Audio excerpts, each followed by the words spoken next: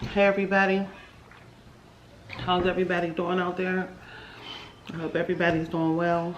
I woke up this morning with a very heavy heart. Not that this is something new, because this is just something. This is pretty much how a lot of my mornings start off.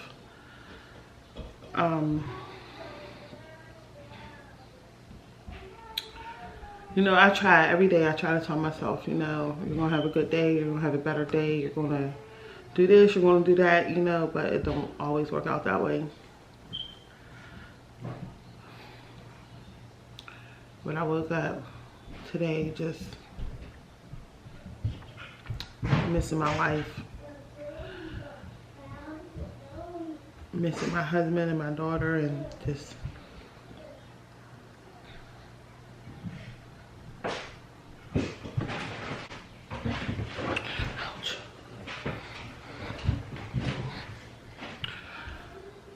wondering what Harmony would be doing. You know, I know she would be up walking and like playing around with the other kids, her siblings, and talking and stuff, and I would be changing her diapers and everything.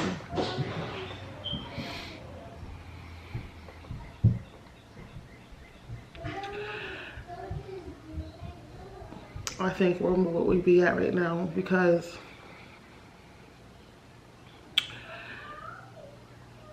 my husband passed away November 22nd, 2020. He was killed. My husband was murdered. He was shot to death. So he died in a car. He died in our car.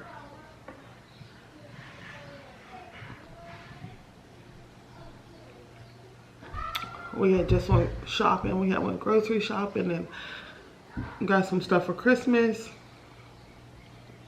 I think I mentioned this before. You know, since our daughter had passed away, I wasn't like in the mood to do a lot of stuff, and I told him I wanted to get Christmas decorations, and he was happy and he was proud, and we went out and we went shopping.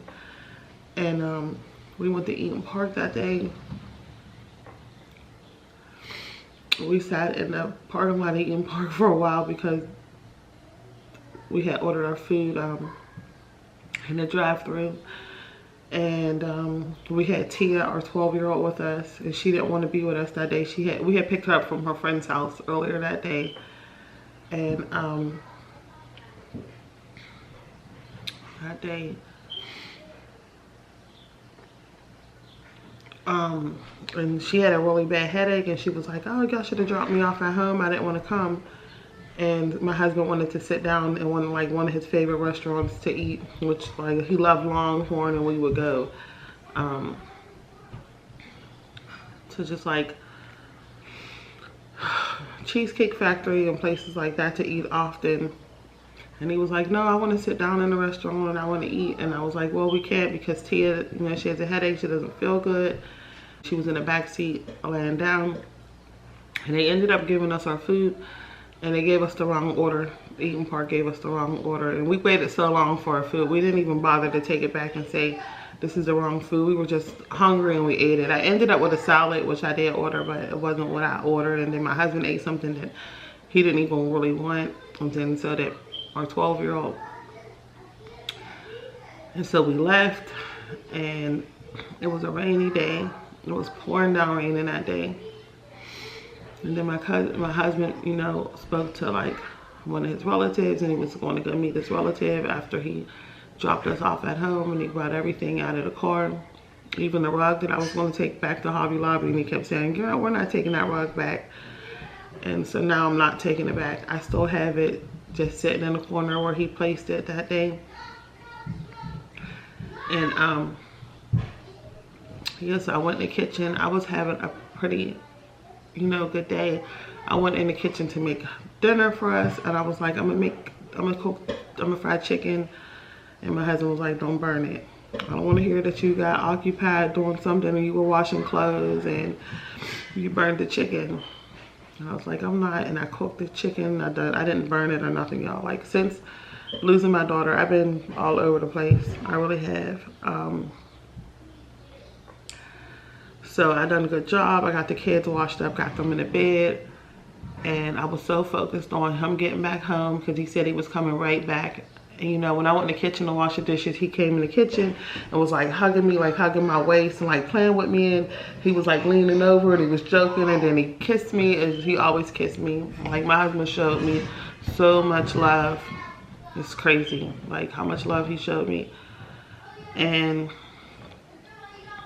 yeah, so then he left, and I usually would follow him out to the door and like stand on the porch and stuff and watch him, you know, pull off. But this day I didn't. I just was like, I'm gonna hurry up and get the kids together so we can watch a movie and have a good, you know, spend some time together.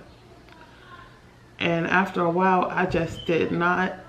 I mean, I got them together, and then I kind of got caught up into my own thoughts or something. And then I realized, like, you know, where's Manny at? Like, he didn't call yet. He would have called by now. And then I was just calling his phone. I was blowing his phone up. I was sending him text messages. And I knew that somebody had his phone. And I knew it wasn't him. And so I could hear something, y'all. I know this sounds so crazy, but I could hear something like, I thought somebody was screenshotting text messages that I was sending. But I could hear like a camera, like a screen, like a screenshot or a camera, like somebody was taking pictures. And so I sent a text that said, don't screenshot, answer the phone.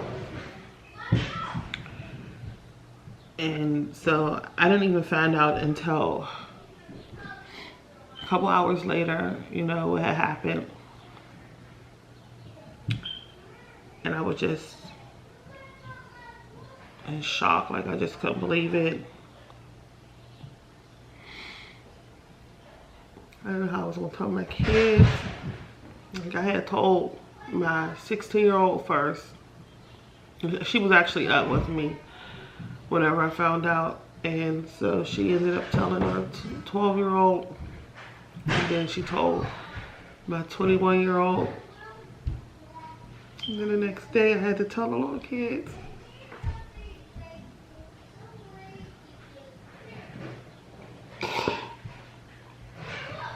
And I didn't want to tell them. I didn't even know how I was going to tell them. I was planning on not even telling them that day because I just wanted them to have a regular, normal day. But so many people was calling me, and I was crying so much that the kids wanted to know what was wrong, what was going on, and of course they wanted to know where their dad was at. Because they're not used to waking up and not seeing their father home. They're used to seeing them leave in the morning. Like, they didn't even see their dad when they went to bed. So I ended up telling them, and our 6-year-old son was just like, why would somebody want to do that to my dad? I was like, I don't know why somebody would want to do that to your dad. And so I had to tell, and I told them, and they were sad, of course, and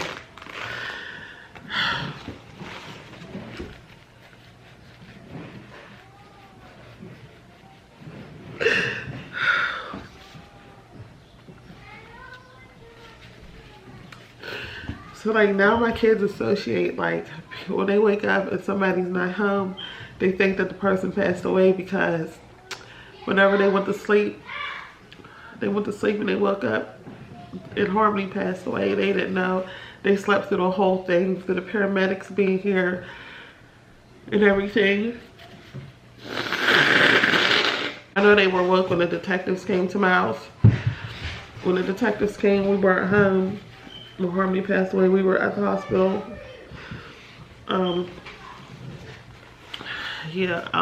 So they had asked the kids a bunch of questions and stuff. But so now one day I had left early in the morning, and the kids had woke up, and my daughter was calling me saying, where you at? They want to talk to you because I was actually at the store. They think that you're dead because when they woke up you were not here.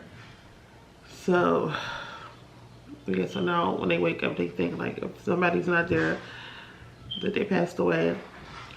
But when I woke up this morning, I was just like, you know, waking up to this new life, it just hurts my heart because my husband should be here. He should be laying next to me. We should be up in the morning jogging or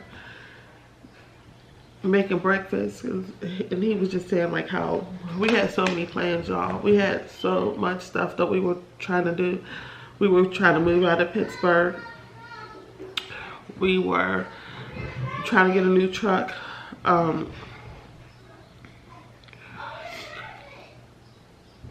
We had a lot to do.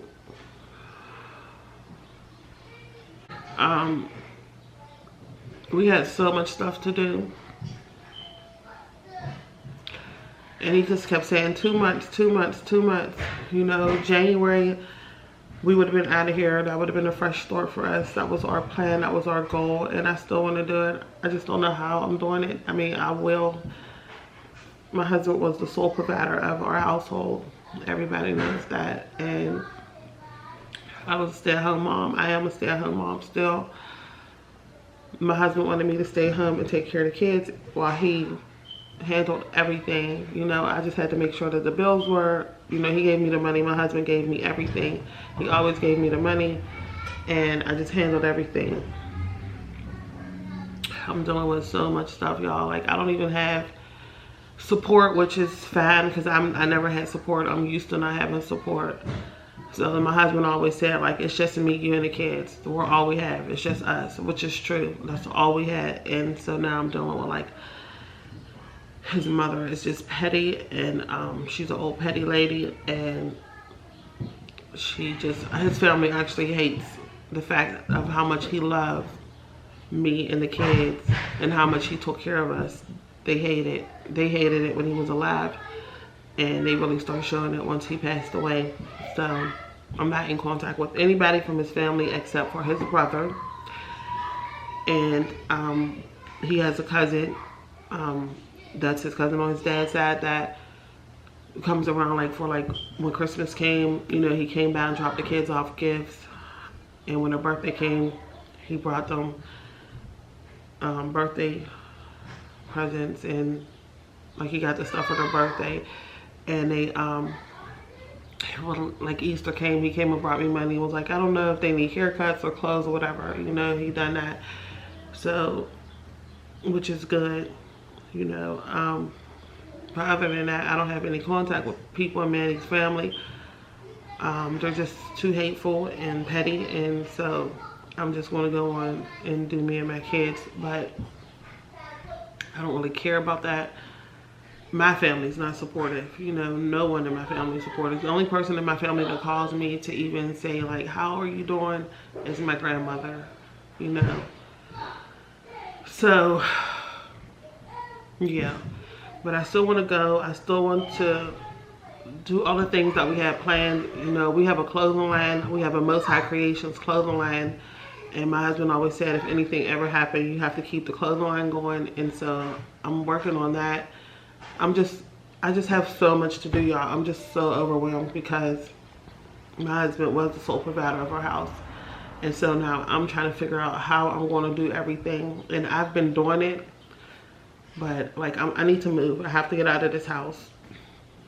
The memories are driving me crazy. And just everything, like the financial situation is crazy. I had bought a vehicle. I told y'all I bought a van. The van got totaled. The Postmates girl, that was January 5th. The Postmates girl crashed into my van. So I don't have a vehicle, and I know I can get one. It's just I haven't really been looking much, and then I'm just like, I want somebody to go with me. I don't want to get something that's not good, a good running vehicle. Plus I need something with 3 rows of seats, so I need to really sit down and like do that. And I got a lot of maintenance things that need done around this house. Like my kids put a couple holes in the walls upstairs, and I don't understand how, but I never had holes in my walls before, so I'm waiting for the guy to come out and do that. My grass is just out of control, so I just spoke to the guy earlier about getting that done. My water bill's been through the roof. I'm just doing so much. My husband used to even go shopping, and we would shop together, but sometimes he would just go and pick up things. I just got so much going on, and I'm doing everything myself, like totally and completely on my own. Dealing with grief is just so hard because I'm dealing with my kids. You know, this is not, people act like, well, I guess to them everything's over. You know, he's gone, that was 5 months ago. We should be in a better place now. No, this month marks 1 year that Harmony's been going. May 19th, it'll be a year that Harmony's been going. I'm not going to celebrate the day. I'm not going to celebrate the day she passed away, but I am going to release balloons, and I already started making shirts for us, but that's going to be a hard day. Every 19th of the month is hard for me because every month was another month that she was going. Her birthday came in March, you know, so her birthday's March 22nd. The 22nd of every month marked another month, you know, that she would have turned like 3 months, 4 months, 5 months. So the 22nd and the 19th are very bad days for me. Very bad days in a month for me. And my husband was murdered on November 22nd, which our daughter turned 8 months in heaven that day. And I'm happy that it didn't happen on another date, because then that would just be another messed up day for me. So the 19th and the 22nd are terrible days in a month.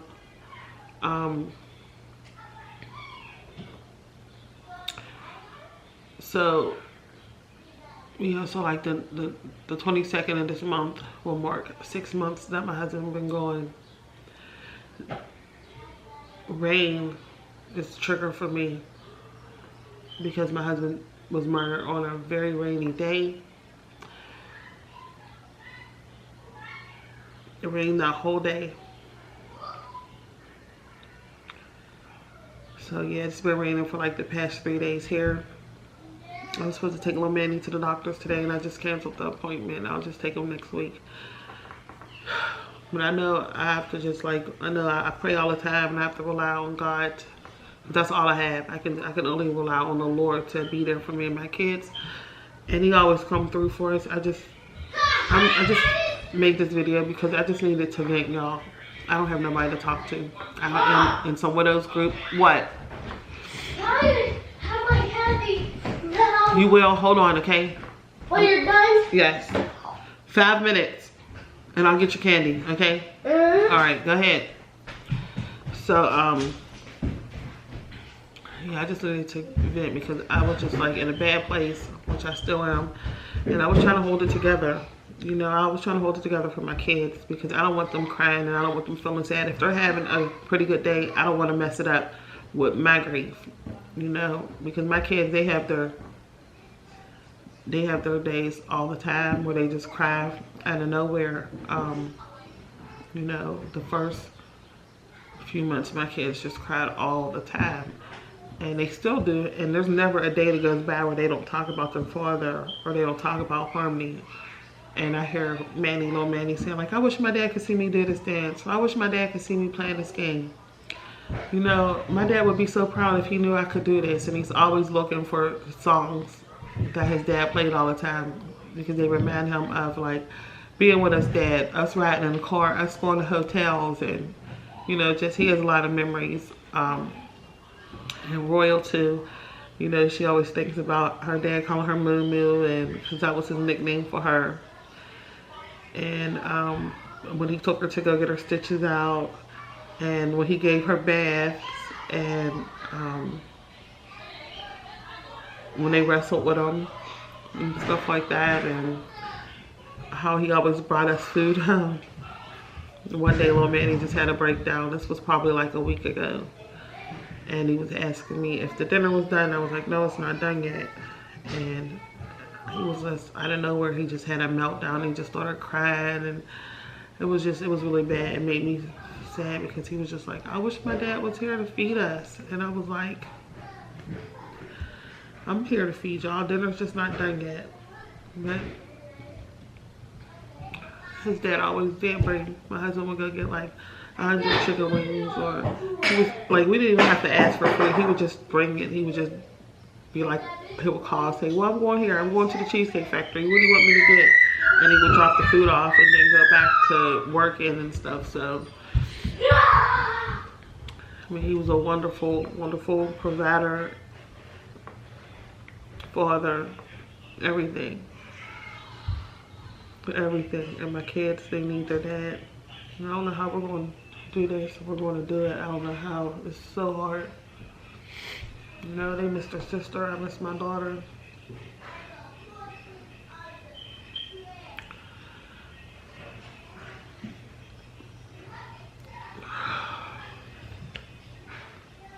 Every day. It's just like every day there's a emptiness in our house. And it's not just one, it's two. You know. I can't even sleep. I can't even get a good night's sleep in my house. I sleep for a little while and then I wake up. I have bad night sweats. If I go to sleep early, I wake up at like 2 in the morning and then I'm just up all night. It's like there's always something on my mind when I'm asleep. I go and get in bed with little Manny and Jeremiah sometimes. I have late with my 12-year-old, my 16-year-old. Or sometimes my 12-year-old lays with me. She's really, really, really having a hard time. She is. So it's a struggle, y'all. It's hard. We're going to get through it. I just don't know how. I just want to get out this damn house. I want to get out this house so bad. Like, I just want to move. I don't know where I'm moving to. I want to go. I don't even want to be in this city anymore. Unknown caller. Everything in this city reminds me of. Oh no. You know, we went everywhere together. Everywhere. So yeah, I don't know, but I just want to get out the city so bad. I don't want to be here no more. I want to go somewhere. Even if it's in Pennsylvania, I don't want to live in Pennsylvania, but I do not want to live in Pittsburgh. I got to go. I gotta go, y'all. And so that's what I'm looking for. A place to move to for me and my kids. And we need a vehicle and just stability. We just need to be stable. You know, I do sell stuff on Poshmark, and my kids are receiving, we are receiving benefits. So from they're receiving benefits, what is it, survivors benefits. So we get that every month, which isn't much, but we get it and it's better than nothing. So now I just gotta figure out, I need a starting point. I need a new start. But yeah, I'm gonna get off, y'all, because I just been rambling on, and there's just so much more I could say, because I have so much stuff like on my heart. My heart is just so heavy, and this is something I never experienced before. This hurt and pain. So yeah, I'm going to let me go, y'all. I'm gonna let y'all go. Thanks for taking time out your day to listen to me vent about my life and my grief and my losses. You know, I wish he was here I need him here to help me with Harmoni's death date. You know, I need him here to help me with everything. I need his support.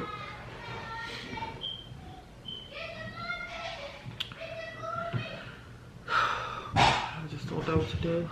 Thank you for listening to me, y'all. I do appreciate it. Anybody that sat down and listened to me ramble on about my grief and my losses. I thank you so much.